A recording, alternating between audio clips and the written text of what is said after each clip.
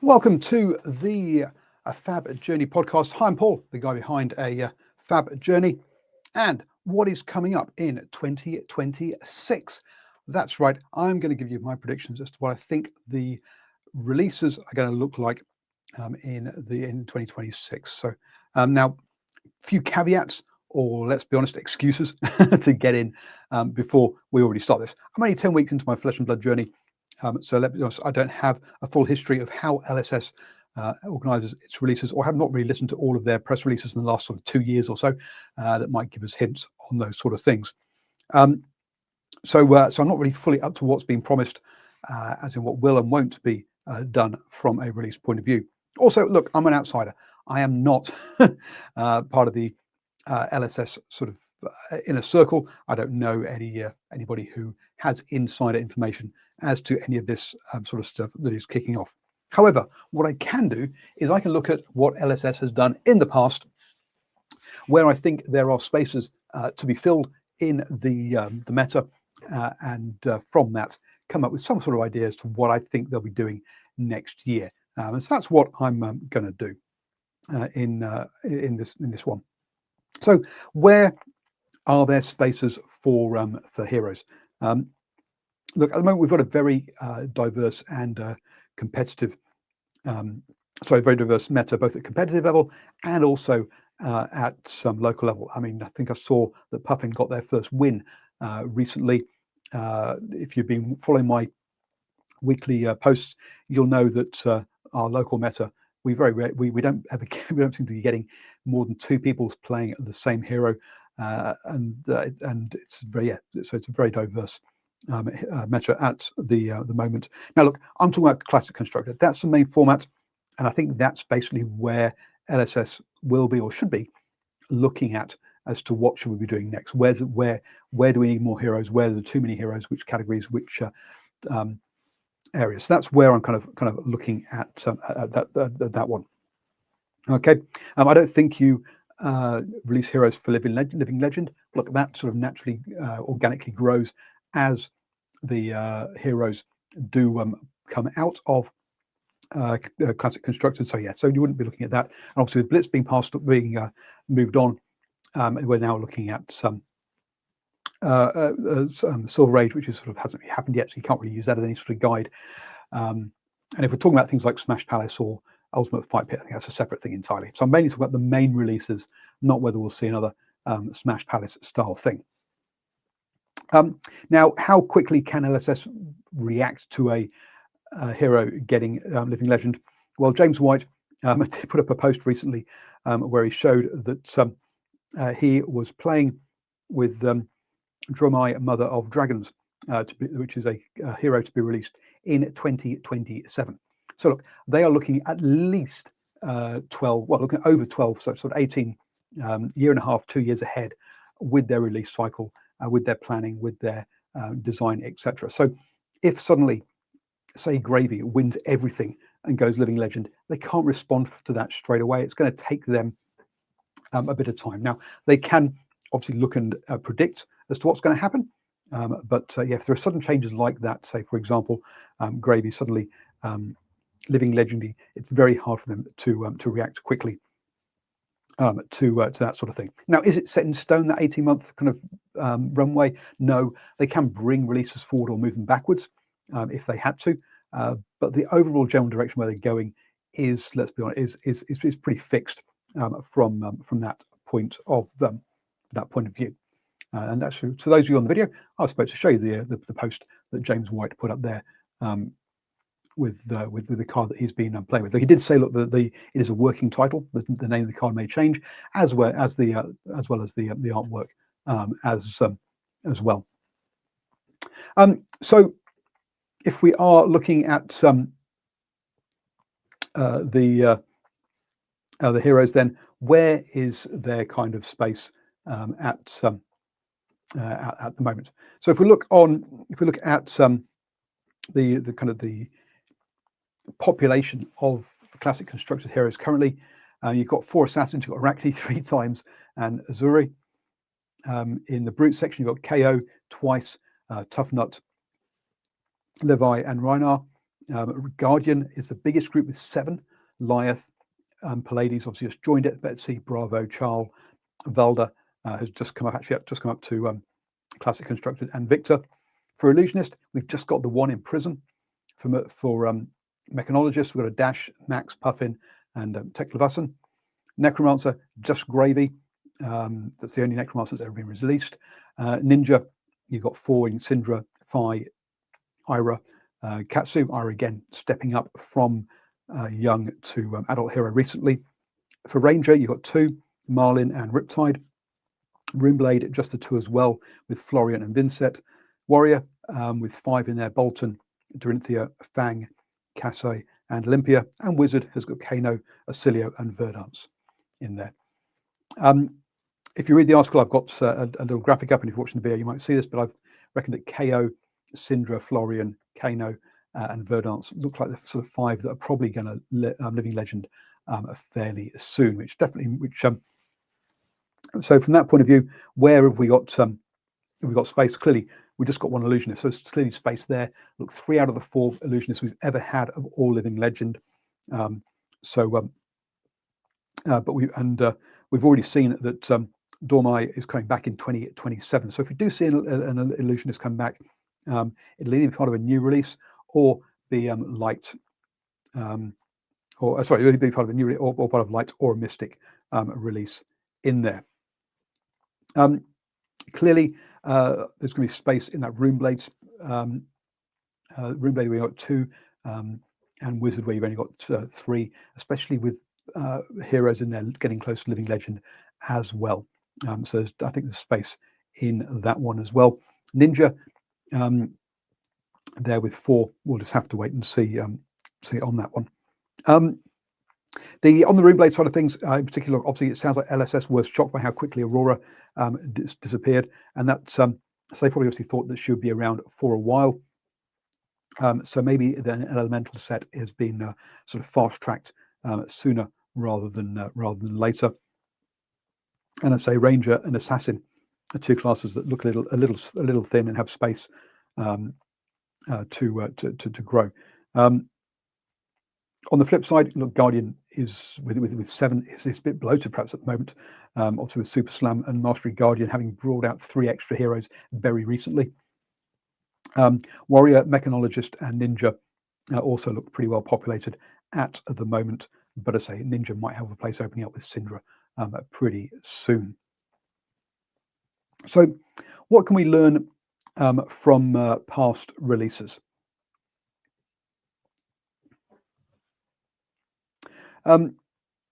Just gives an idea as to where there might be space for heroes. We've got where we've got space for heroes, but now we can also look at kind of what the release plan has kind of been. Obviously in the hero thing, I didn't talk about Shapeshifter and Merchant. Look, we've not had those added since 2020, so look, the chance of us getting more of those are extremely thin. So I'm not really kind of concentrating on those, and I don't think we'll see them outside of a UFP kind of style release. So in 2025, look, we had 5 new talents being released and no returning talents that have been released before. We also saw no Illusionists, Runeblades, or Wizards being released, which I guess ties into those classes having basically space for more heroes. Let's be honest. Classes that generally get released every year, look, Assassin, Brute, Guardian, Ninja, and Warrior. If you look down their list, you can see their crosses turning up pretty much every year. They seem to get they seem to get them. But as I say, I think Guardian has got a good chance of missing out next year because of they're having 3 just done recently. Ranger Mechanologist, they have been released this year and tend to only get released every other year. It seems to be released, so wouldn't be surprised if we don't see any of those heroes next year either. So from a class point of view, I'm expecting Illusionist, Runeblades, Wizards, who missed out this year, Assassins, Brutes, Ninja, Warrior, sorry, no, then we get Warrior, and Necromancer. Because look, we've only had 1 Necromancer, and so that class has clearly got room to grow. So unless we see a new class, those are the kind of classes I'm expecting to come through. On the talent side of things, what are we going to see? Well, with Dromai being released in 2025, that means that Draconic, in 2027, sorry, that means Draconic is probably coming in 2027. If it's coming in 2027, we're not going to see one next year. So Draconic hasn't been released since 2022, but I think we're going to see, and when it got 2 releases in Uprising and Dynasty, but I think we'll probably see that one getting released in 2027. So no Draconic. A lot of people are expecting the 3rd Monarch or Light and Shadow release after Monarch in 21 and Dusk Till Dawn in 23. So yep, we're kind of due for that one. So I wouldn't be surprised if that is the first one off the off that, and that would tick off the Brute, Illusionist, Runeblade, and Warrior kind of classes, because that's the 4 classes we've had in the last 2 Light and Shadow releases. So I wouldn't be surprised to do the exact same thing again. So that ticks off those kind of things straight away at the beginning of the year, and gives us another Prism in there, which I think people are expecting in particular. There's rumours or hope that we'll see Aurora return into the middle of next year. And if she's coming back, well, that means Elemental coming back in there. It'll be the 4th time we visited this talent. And look, with the last one being at the end of 2024 with Rosetta, which means it will return quicker than Draconic by quite a bit. Let's be honest there. But yeah, I say Aurora disappearing to LL was I think was a surprise. So I say I'm not wouldn't be surprised to see an Elemental one put into the middle of next year. With Light and Shadow ticking off Runeblades, do we need 2 Runeblades next year? Yeah, I think I wouldn't be surprised if we do. But so the middle section may be taken over by Mystic, but if it is, then the problem is then the Wizard slot doesn't get ticked, right? Which is what Elemental will do. Elemental will bring a Runeblade and a Wizard probably in again. And a Wizard is definitely a spell that could do with could do with a new person, a new hero coming in. So yes, it could be Mystic, but I think it's probably going to be Light and Shadow. Elemental in that middle slot. For the last 3 years, we've had a null talent release. This year, it was kind of a mini Mastery Pack release with Mastery Pack Guardian, which is a non-talent release. But with the 5 last major releases having been talent-based, with Part of the Mistveil, Rosetta, the Hunted High Seas, and Super Slam, I'd be surprised to see a major release not have a talent in it. So I wouldn't be surprised if we do get another Mastery Pack, but this time for either Warrior or Brute.